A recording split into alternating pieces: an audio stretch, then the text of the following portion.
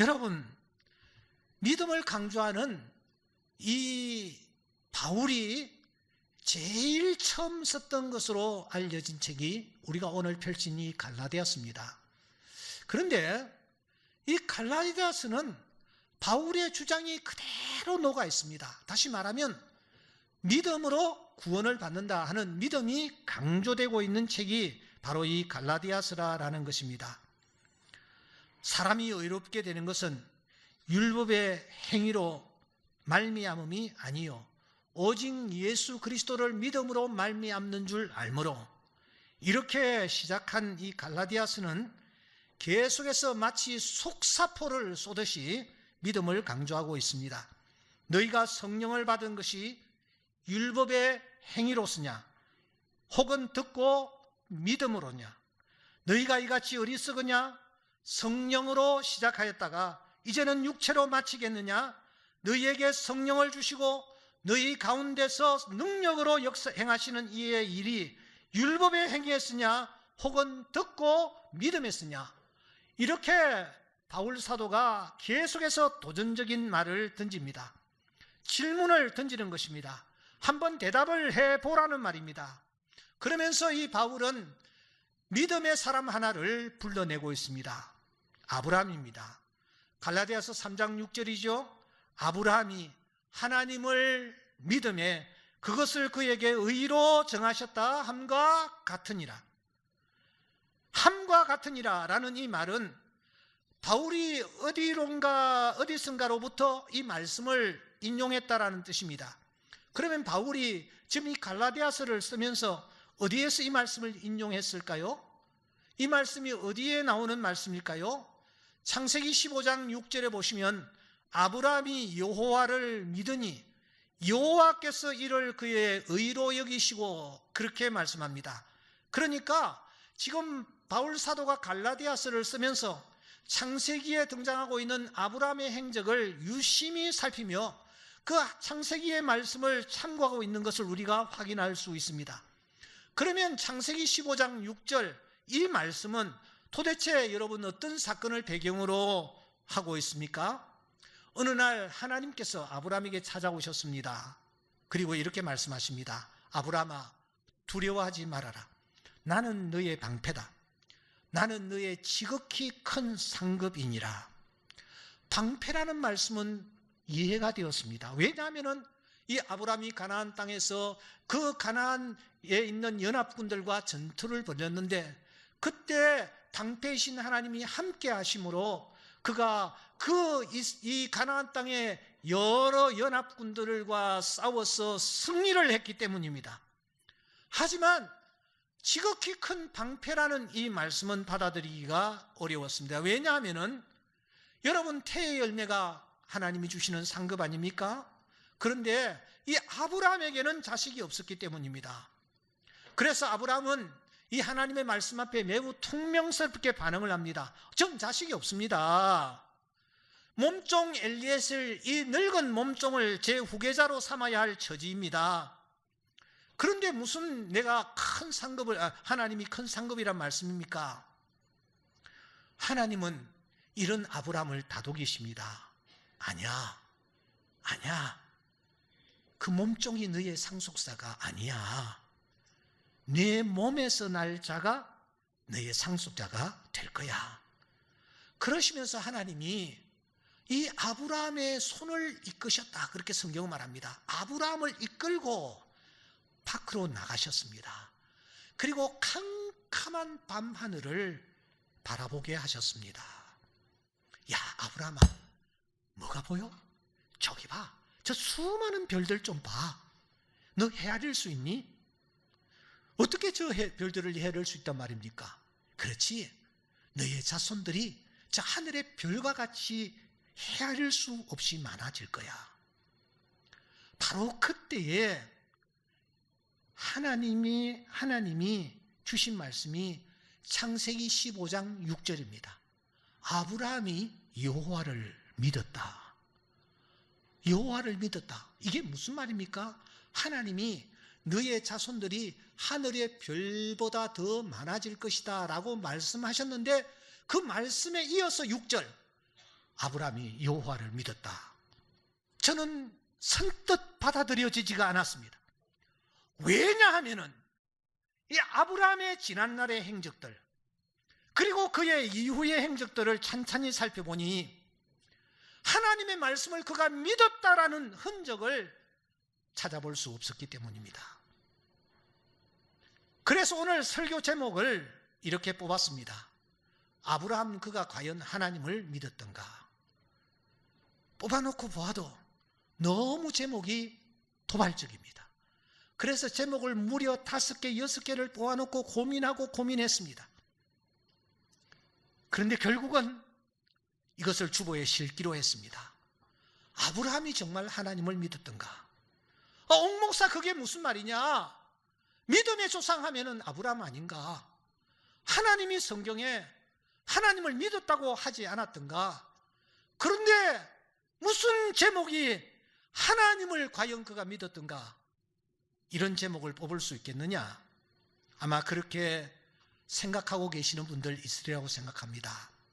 그래서 오늘 우리가 조금 냉정하게 그의 행적을 한번 살펴봐야 되겠습니다. 그래서 그의 믿음의 색깔이 과연 어떠했으며 그의 믿음이 과연 본받을 만한 믿음이었는지, 그의 믿음이 하나님의 마음을 과연 흡족해 할 수 있었던 믿음인지를 우리가 한번 냉정하게 살펴볼 필요가 있다는 것입니다.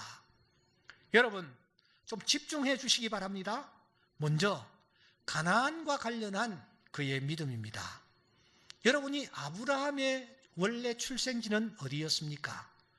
스데반은 그의 출생지를 이렇게 밝힙니다. 사도행전 7장 2절과 3절에 보시면 우리 조상 아브라함이 하란에 있기 전, 이 말은 하란이 고향이 아니라는 거예요.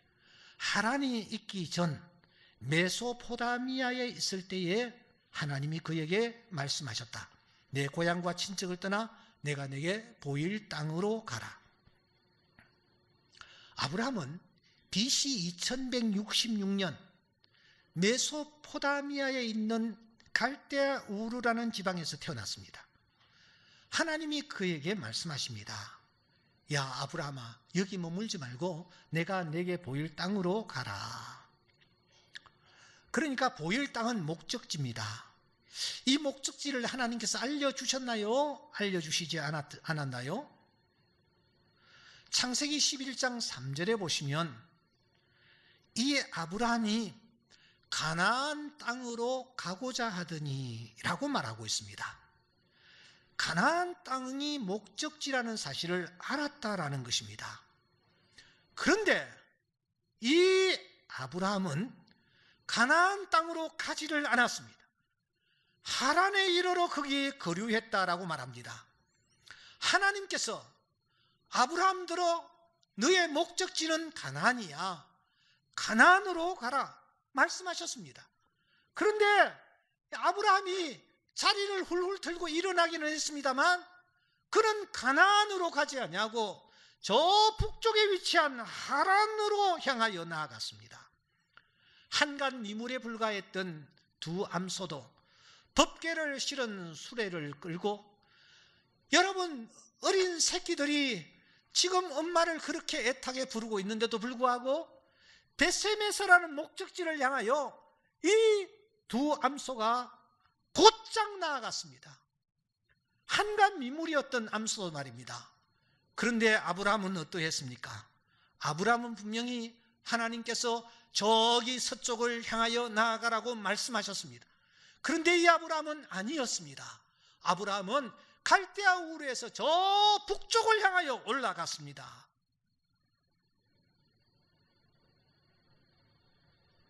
그리고 그곳에 주저앉았습니다. 그곳에 주저앉은 이 아브라함은 어떤 마음가짐으로 살았습니까? 창세기 14장 13절에 보시면 도망한 자가 와서 히브리 사람 아브라함에게 알리니라고 말합니다. 사람들이 아브라함을 히브리 사람이라고 불렀습니다. 아브라함은 자기가 히브리 사람인 양 행세를 했습니다. 여러분, 히브리라는 말이 무슨 뜻입니까? 히브리라는 말은 에불라라는 말에서 파생된 단어입니다. 에불라는 그 지역의 왕국 이름이었습니다. 큰 제국이 하나 있었는데 그 제국 이름이 에불라라는 그런 나라였습니다. 그 나라의 수도가 바로 하란입니다. 그러니까 하란은 오늘날의 미국과 같은 찬란한 도시, 화려한 도시였습니다. 아브라함이 그곳에 도착해 보니 그 하란이 너무너무 좋은 것입니다.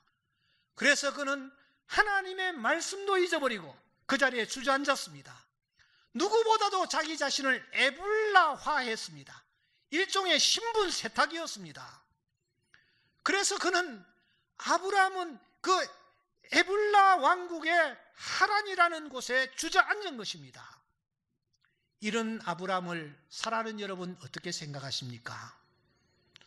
겉으로는 하나님의 말씀에 순종하는 듯해 보였습니다. 실상은 눈 가리고 아웅하는 격이었습니다. 이런 아브라함, 하나님을 믿었다라고 볼 수 있습니까? 하나님의 말씀에 순종했다라고 볼 수 있습니까? 하나님은 가나안으로 가라고 하셨는데 하란에 머물고 있는 아브라함, 그곳에서 이름까지도 히브리 사람으로 바꿔서 살았던 아브라함, 그 아브라함을 여러분 하나님의 말씀대로 순종했던 사람이라고 볼 수 있느냐라는 거예요. 그런데 참 이상합니다. 성경은 이런 아브라함을 어떻게 평가하고 있습니까? 믿음으로 아브라함은 부름을 받았을 때에 순종하여 장래의 유업으로 받을 땅에 나아갈새 갈 바를 알지 못하고 나아갔다. 하나님이 계획하시고 지으실 터가 있는 성을 바랐습니다. 아브라함의 실제 발자취와 성경의 평가가 극명하게 차이가 납니다. 성경은 아브라함에게 후한 점수를 주고 있습니다. 아니, 극찬을 아끼지 않고 있습니다. 아브라함은 하란에 머물렀는데 말씀에 순종하여 가나안 땅으로 가지 아니했는데 성경은 어떻게 평가하느냐? 순종하여 장래의 유업으로 받을 땅에 나아갔다. 하나님이 계획하시고 지으실 터가 있는 성을 바라보고 나아갔다. 그렇게 말하고 있다는 것입니다. 여러분, 그 이유가 도대체 무엇일까요? 두 번째, 우리는 아이와 관련한 그의 믿음을 살펴야만 합니다. 아브라함은 후손을 원했습니다. 그런데 이상하게 아기가 생기지 않는 것, 나이는 점점 들어갑니다. 어느덧 자기 자신도 아내도 아이를 낳을 수 있는 연령을 넘어서 버렸습니다. 그래서 그는 어찌할 수 없어서 늙은 몸종 엘리에셀을 자기의 후계자로 삼겠다라는 생각까지 굳혔습니다. 그런데 이런 아브라함에게 하나님이 나타나십니다. 야, 아브라함아, 너의 후손이 하늘의 별과 같이 될 거야. 그때 여러분, 아브라함이 어떻게 반응했다고요? 아브라함이 여호와를 믿었다라고 말씀합니다. 믿었다라는 말은 하나님이 하신 말씀을 내가 그대로 받아들인다, 그런 뜻이 아닙니까? 그런데 15장에 이어지는 16장을 주목하십시오. 어떤 사건이 기록되어 있습니까?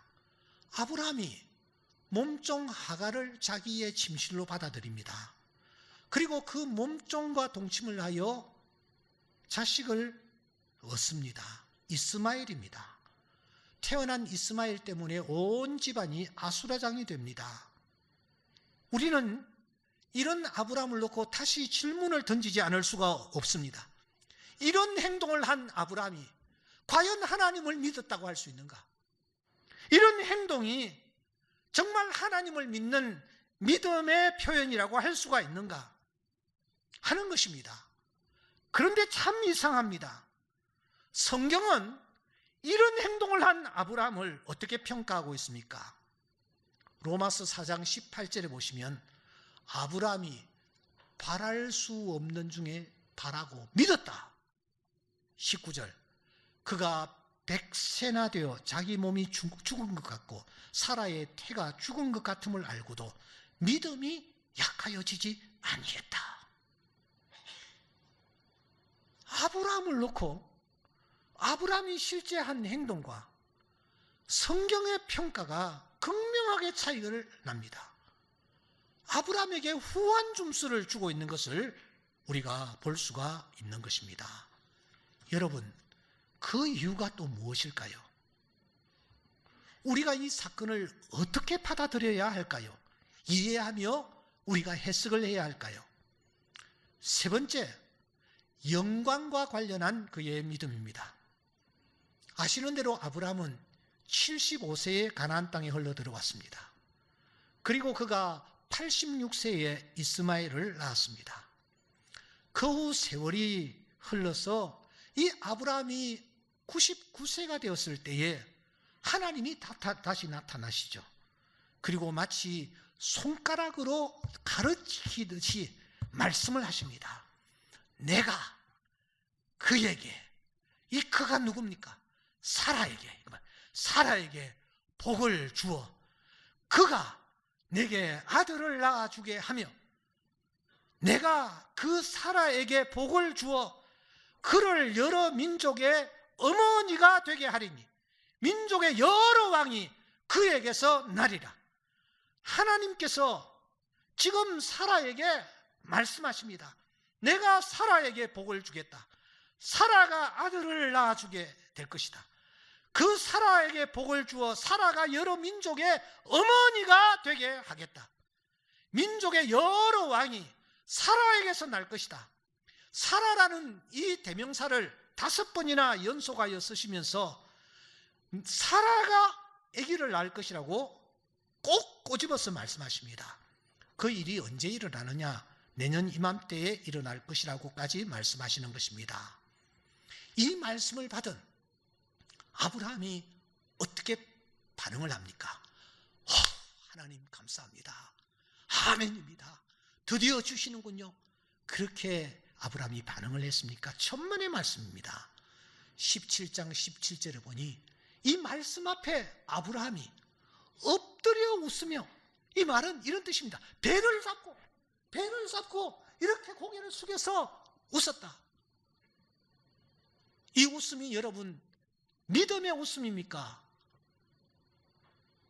이 웃음이 하나님의 말씀 앞에 아멘하며 감사하는 웃음입니까? 아닙니다. 속으로 그가 무엇이라고 말했다고요? 100세 된 사람이 어찌 자식을 낳을까? 내 아내는 나이가 90세나 되었는데 어찌 출산을 할까? 이렇게 하면서 하나님 앞에서 허탈한 웃음을 웃는 것입니다. 이것은 불신의 웃음입니다. 옆에 있던 마누라도 마찬가지였습니다. 그 소식을 들은 사라가 18장 12절 속으로 웃고 이르되 내가 노쇠하였고 내 주인도 늙었는데 내게 무슨 즐거움이 있겠느냐? 하나님이 이 두 사람이 허탈한 웃음을 웃으시는 것을 보고서는 하나님이 호통을 치는 자, 내가 웃었느냐? 화들짝 놀란 이 사라가 아닙니다. 제가 안 웃었습니다. 너 웃었잖아. 하나님께서 그렇게 말씀하실 정도로 이들은 하나님이 하신 말씀을 믿지 아니했습니다. 그래서 허탈한 웃음을 웃었던 것입니다. 그런데 성경은 이런 아브라함을 어떻게 평가하고 있습니까? 로마서 4장 20절에 보니 믿음이 없어 하나님의 약속을 의심하지 않고 믿음으로 견고하여져서 하나님께 영광을 돌렸다. 약속을 이 사람들은 의심하지 아니했다. 믿음이 아주 견고했다. 그래서 하나님께 영광을 돌렸다. 이렇게 평가를 내리고 있는 것입니다. 아브라함의 실제 행동과 성경의 평가가 극명하게 차이가 납니다. 여러분, 그 이유가 무엇입니까? 우리가 이 사건을 도대체 어떻게 받아들여야만 합니까?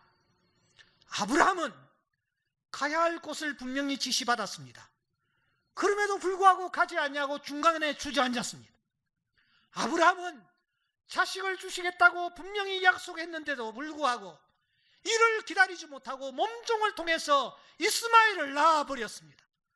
아브라함은 하나님께 영광을 돌리기는커녕 하나님 앞에 불신의 웃음을 터뜨렸습니다. 여러분, 이런 아브라함에게 믿음이 보입니까? 믿음의 본을 보이는 사람이라고 할 수가 있습니까? 이런 사람을 우리가 믿음의 조상이라고 할 수가 있느냐 하는 것입니다. 더 나아가 이런 아브라함이 하나님을 믿었다라고 할 수 있는가라는 것입니다. 그런데 성경은 참 이상합니다.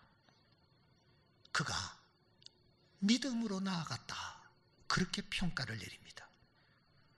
그가 바랄 수 없는 중에 바라고 믿었다, 그렇게 평가를 합니다. 그가 하나님의 약속을 의심하지 아니하고 믿음으로 견고하여져서 궁극적으로는 하나님께 영광을 돌렸다, 그렇게 평가를 하고 있습니다. 여러분, 이 사건 속에서 우리는 믿음과 관련하여 하나님이 우리에게 주시려는 메시지를 발견해야 합니다. 믿음에는 몇 가지 중요한 원리가 있음을 우리에게 알려주고 있기 때문입니다. 따라합시다. 믿음은 언제나 작은 데서 출발한다. 아멘입니까? 믿음은 뭐요? 작은 데서 출발해. 아주 작은 데서 출발한다 하는 이 사실을 우리에게 알려주시기 위하여 지금 이 아브라함의 사건이 쭉 이어지는 것입니다. 마지막으로 따라합시다. 믿음은 결국 열매를 맺는다. 아멘입니까? 믿음은 결국 열매를 맺습니다. 아브라함, 그가 정말 하나님을 믿었습니까? 처음에는 정말 엉망이었습니다. 그런데 하나님이 일을 이루어 가시는 것입니다. 점점 믿음의 사람으로 다듬으십니다. 드디어 이 아브라함이 열매를 맺습니다. 어떤 열매를 맺습니까? 모리아 산에서 자기의 독자 이삭을 하나님 앞에 온전히 바치는 열매를 이 아브라함이 맺게 되는 줄 믿습니다. 그냥 적당하게 아브라함이 자기 자식 죽이려고 생각하지 않았습니다. 하나님이 놀라실 정도로 아브라함아 급하게 아브라함의 행동을 중지시킬 정도로 아브라함은 이 아들을 하나님 앞에 온전히 드리려고 그가 그를 묶어서 제단 위에 올렸던 것입니다. 이와 같은 믿음의 사람이 되게 하신 것입니다. 그래서 성경은 아브라함이 하나님을 믿었다, 그것을 그에게 의로 정하셨다 함과 같으리라 말씀하신 것입니다. 때문에 야고보 선생은 우리에게 말합니다. 사람이 만일 믿음이 있고 행함이 없으면 무슨 유익이 있겠느냐? 그 믿음이 자기를 구원하겠느냐? 행함이 없는 믿음은 그 자체가 죽은 것이라고 말씀합니다.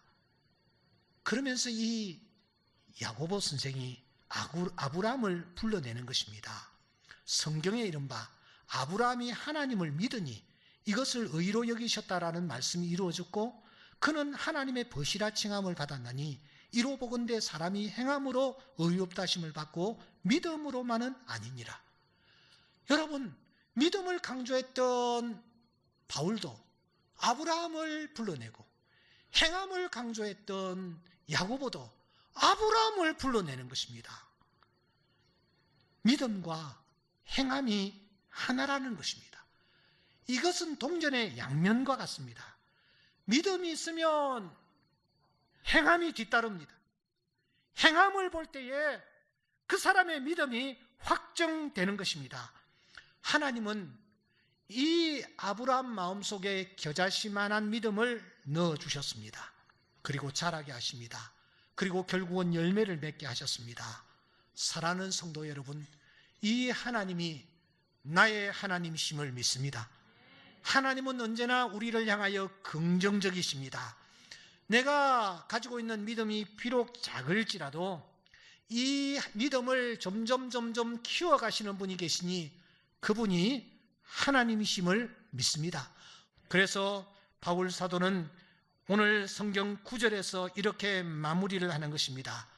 믿음으로 말미암는 자는 믿음에 있는 아브라함과 함께 복을 받느니라. 우리 다 함께 읽어보겠습니다. 시작.